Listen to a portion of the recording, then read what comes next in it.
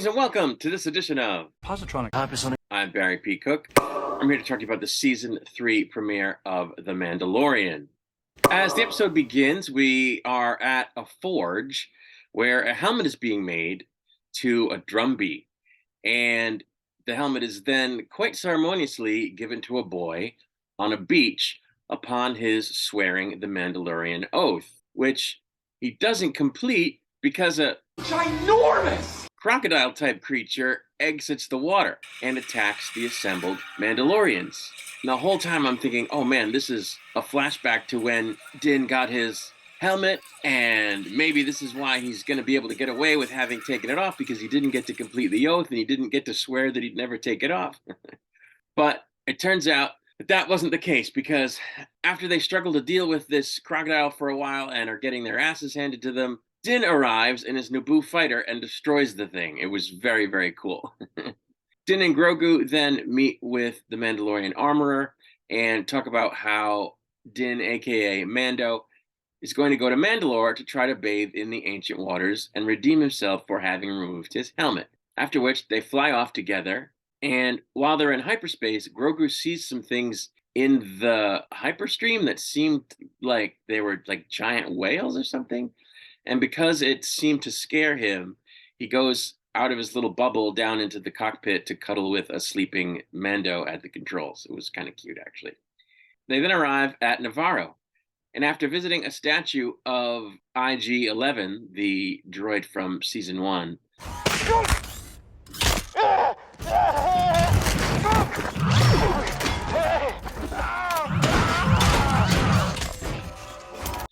they meet with Carl Weathers' character.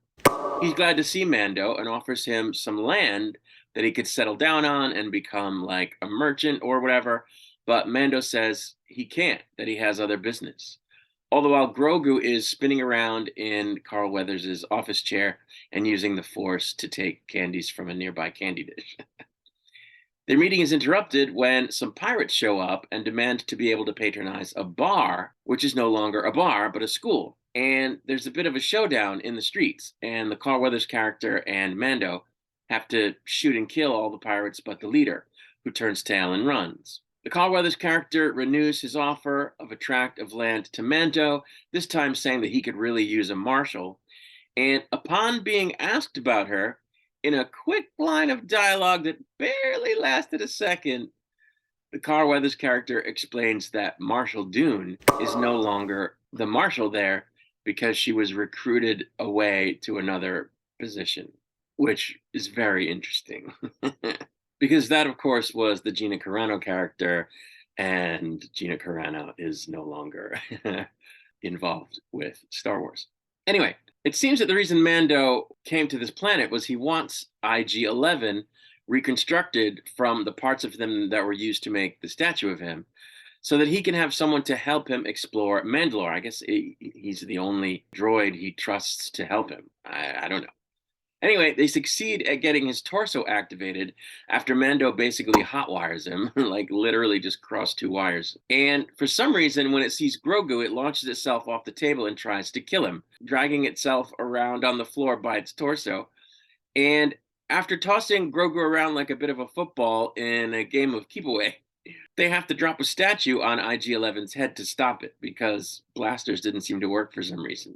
They then take the droid to the little dudes in the hole in the wall that, I guess, fix droids and stuff.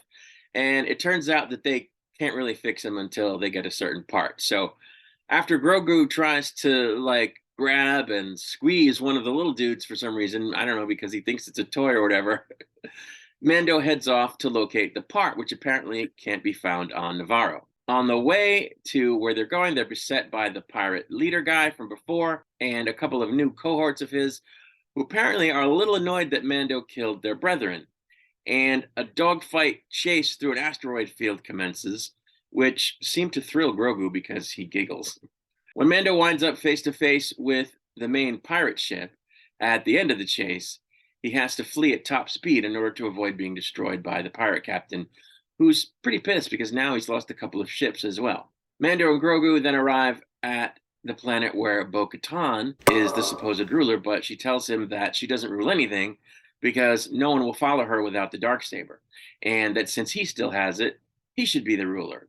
They then have a brief conversation about the fact that he's going to Mandalore, which I guess he'd gone there to consult with her about because he was under the mistaken impression that she and her forces had retaken it. So he leaves kind of having gained nothing, still intent on going to Mandalore, but I guess not before he finds the part that he needs for IG-11 because he still hasn't done that. So anyway, he's off on another mission. And that's where the episode ended up. I thought it was pretty good. There was some great action. The crocodile scene in the beginning was nuts, and it was great to see that ritual that the Mandalorians were doing, that I guess they do when someone takes the Mandalorian oath, which you do very young, apparently. And the dogfight chase sequence through the asteroid belt was pretty cool. And, I thought this was a good setup for the season. We have a very clear goal, at least for the early part of the season. He has to go to Mandalore to bathe in the waters to get redeemed for having taken off his helmet, which I still don't understand. Like, I get it, but like, it can't be that they never take off the helmet. Like, they have to eat, right? So how do they do that? Or do they just inject like nutrients into their arm? I don't know. It would be interesting to see. I don't know. Maybe that's the only exception. They don't say, but I think it's a little bit rigid. Like, does it only get you in trouble if you take it off in front of other people? Can you take it off in private and be okay? Like, how does that work? I don't know. It was good to see Carl Weathers. He's now the High Magistrate on Navarro, so that was pretty cool. He has these little droids that walk behind him and carry his cape. It's pretty funny. Grogu, of course, was funny and awesome. And we got to see Bo-Katan again, which I didn't think was going to happen so early, but I'm glad it did. I love Katie Sackhoff. She's really cool. She was very nice when I met her. So I enjoyed that. One thing that I noticed too, watching the episode, that I really like is how they still use practical makeups and puppets instead of CGI. Like, I mean, I'm sure they use CGI, but like Grogu is a puppet, clearly, and the little dudes that fix the droids and whatnot are clearly puppets. And they're still using practical makeup on aliens. And the pirate leader that you see in the beginning is very well done. The makeup on him was like really, really good. Then the pirate captain later, who was kind of like this sea creature, swamp creature type looking guy, like kind of like a swamp thing looking guy. And you could tell that was a practical makeup, and that was interesting, although I didn't like it as much as the other alien, the other pirate alien guy. But there's a lot of use of CGI in cinema today and TV shows and whatnot. And some people think it's overused. I kind of do too, although I'm a big fan of CGI technology. But at the same time, it was good to see these practical makeups and practical effects. It has a very Star Wars feel to it, if you know what I mean. It harkens back to the original, and it harkens back to the special effects and makeups of my childhood that were being used at the time. And so, I don't know, I found that to be kind of cool. I don't know that everybody would share that view, but that's how I felt about it. I was a little disappointed that this episode was only 37 minutes long or so. Like, really, it's the season premiere. You can't give us a little bit more, 37 minutes? I mean, come on. So hopefully the upcoming episodes will be longer, because we tend to only get about 8 a season. And it's like, come on, give us a little bit more than that. It's also kind of weird that I'm now watching 2 weekly shows that star Pedro Pascal. Like, that's weird. The Last of Us is this other show. Of course, that's going to be off after 2 more episodes while the Mandalorian season 3 is still going, but there's overlap, and it's just weird. 2 nights a week, I'm watching a show with Pedro Pascal in the lead. Of course, you can only see his face in one of those, but it's still him. It's very funny.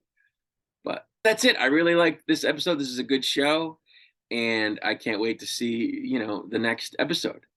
I, of course, will be back to review that episode once it's released. For now, I'm going to get out of here. Until I return, I wish you peace and long life.